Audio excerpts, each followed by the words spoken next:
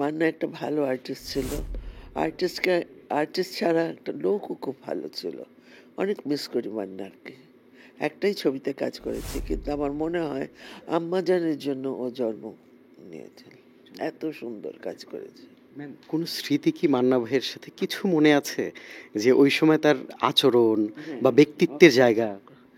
যেদিন আমি প্রথম শুটিংয়ে যাই আম্মাজানে, তখন মান্নার সাথে আমার পরিচয় হয়নি। আমাকে সেটে নিয়ে গেছে, আমি রেডি হয়ে গেছি শট দেওয়ার জন্য। হঠাৎ মান্না এসে আমার পা জড়িয়ে ধরে। আমি বললাম, কে? মানে মানে এত আমাকে ভয় দেখাচ্ছে, পা ধরে একদম। আমি বললাম, ভাই কে আপনি, কে? তখন হায়াত ভাই বললো, এটাই হিরো আমাদের মান্না, আর এই আপনার ছেলের রোল করতেছে। আমি বলছি, তাই? তা আমি বললাম, ছেলের রোল? আমারও মনে হতেছে এটা আমারই ছেলে।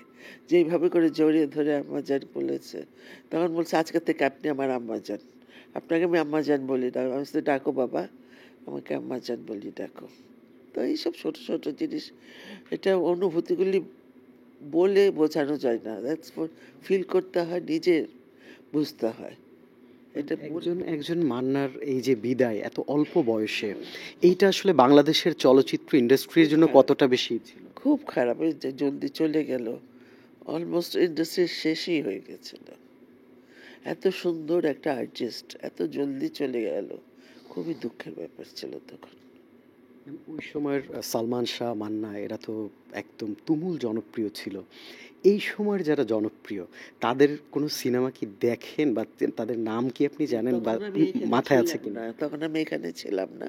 ওই মাঝে মধ্যে আসতাম, ওই টিভিতে দেখতাম আর কি। তো সেরকম আমি ছবি দেখি নাই আর কি।